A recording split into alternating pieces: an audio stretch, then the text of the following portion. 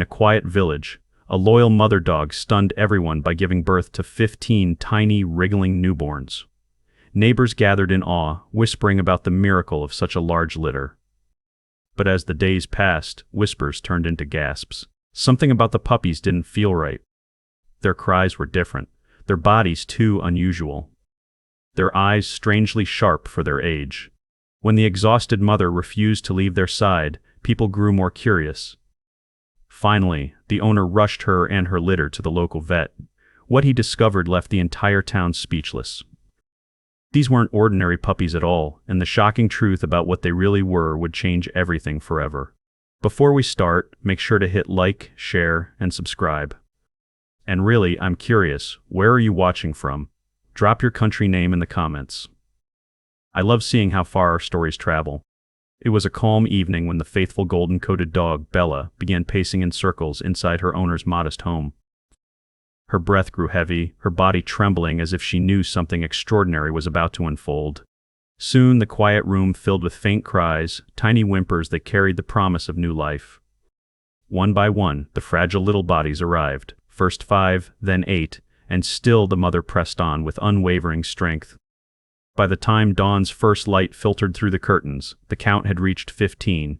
15 small, wriggling beings nestled against their exhausted mother, who licked them clean with both tenderness and urgency. Neighbors who heard the commotion rushed over, marveling at the sight. 15, someone exclaimed, astonished. That's nearly unheard of. The proud owner, though tired, beamed with pride at the miracle of such a massive litter.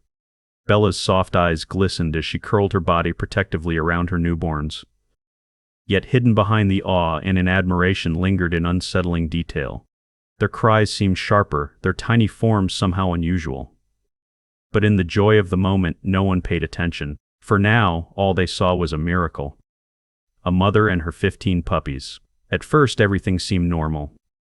Bella nursed her newborns with unwavering devotion, her warm body shielding them from the morning chill. Their tiny forms wriggled eagerly, searching for milk. To the casual eye, it was nothing more than the tender bond between mother and offspring. But as the hours passed, subtle oddities began to surface. Their movements weren't the clumsy, playful nudges of typical puppies. Instead, their limbs twisted in strange, jerky patterns, almost reptilian in nature. Their whimpers didn't sound like the soft cries of dogs.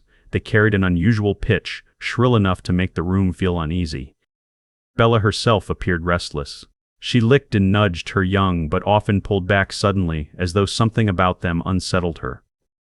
At night, instead of peaceful suckling, there was a peculiar rustling sound like leaves being dragged across the floor. The owner brushed it off as exhaustion, convincing himself it was normal after such a large birth. Yet neighbors who came to visit whispered among themselves. "They don't look right," one murmured. "Their eyes are different."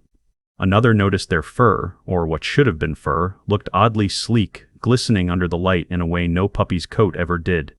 A creeping unease filled the home, unnoticed only by the one person who refused to see the truth until the vet was called.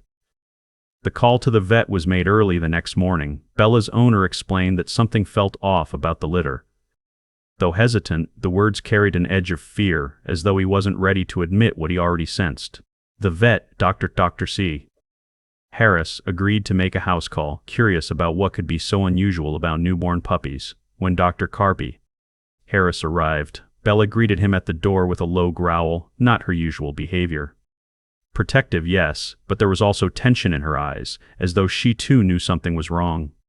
The puppies lay huddled together, a writhing mound of brown and black, their bodies shifting with odd synchronized movements. Dr. Harris bent closer, adjusting his glasses. At first glance, the tiny creatures appeared like any other litter, but then he froze. Their skin wasn't covered in the soft fuzz of newborn pups. Instead, it shimmered faintly, almost scowl-like under the light, their small eyes open, not cloudy and blue like most puppies, but sharp and beady, glinting unnaturally. He reached out with a gloved hand, and one of the young let out a piercing hiss. Not a whimper, but a sound that chilled the room. Bella flinched, stepping back, her ears pressed flat as though she wanted nothing to do with him. Dr. Harris's face drained of color. In a trembling voice, he whispered, "These are not dogs." The room seemed to fall silent after Dr. Harris's words. Bella backed further away from her own litter, her body trembling as though instinct screamed. These were not her children. The owner, pale and confused, shook his head in disbelief. What do you mean, not dogs? They were born from her, he stammered, his voice cracking under the weight of fear. Dr. Harris steadied himself and carefully lifted one of the creatures into his hands. Its tiny body squirmed, but the texture was unmistakable, smooth, leathery, and far too firm for a newborn puppy.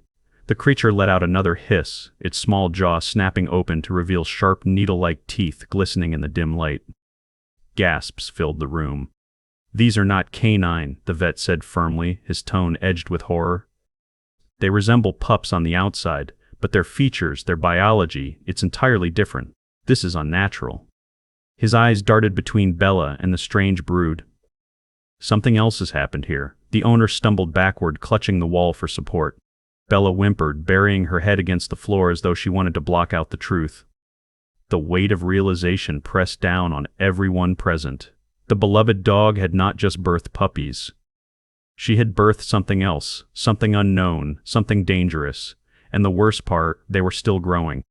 Dr. Harris placed the strange creature back with the others, his hands trembling despite years of experience. This isn't natural, he muttered, scanning their sharp eyes, the glint of small teeth already forming. It's possible Bella adopted them unknowingly, mistaking them for her own in her maternal state. His words hung heavy in the air, leaving the owner speechless. The very idea seemed impossible, yet what lay before them was undeniable proof. The villagers who had gathered outside murmured uneasily as the truth spread. Some whispered that the creatures looked like wild cubs, perhaps foxes, jackals, or something even more sinister. Others crossed themselves, fearful of curses or omens. The once celebrated birth had turned into a chilling mystery, leaving everyone questioning what Bella had really carried home. Bella herself was torn. She circled her litter restlessly, torn between instinct and fear. She licked them cautiously, then pulled back with a whimper, as if every fiber of her being screamed that these weren't her own. And yet, her heart, bound by unconditional love, refused to abandon them. Her maternal instinct battled her unease, showing a devotion that stunned even Dr. Harris. The owner rubbed his temples, his voice barely above a whisper. What do we do now? The answer, no one knew. But one thing was certain, this discovery had changed everything. The following days were filled with difficult choices. Dr. Sevenu and Testis, Dr. Smalls and R.I. Harris arranged for wildlife specialists to examine the mysterious creatures, confirming what many feared. They were not puppies at all, but wild cubs, most likely abandoned and somehow adopted by Bella in her vulnerable state. The specialists recommended relocating them to a sanctuary where they could be safely raised. The decision weighed heavily on everyone, especially Bella's owner, who struggled with the idea of separating her from the young she had so fiercely protected. When the day came, Bella whimpered as the cubs were gently lifted into carriers. She pawed at the crates, her body trembling with maternal protest. The villagers watched in silence, some with tears in their eyes, touched by the dog's refusal to see differences between species. To Bella, they were simply her babies. No matter what blood ran through their veins, the specialists reassured the villagers that the cubs would be safe, and Bella, though restless, was comforted with soft strokes and gentle words. In that moment, the crowd understood something profound. Love doesn't always follow rules or expectations. Bella hadn't cared whether her babies were dogs or not, she had simply cared. And in that devotion, she reminded everyone of the purest form of love, unconditional.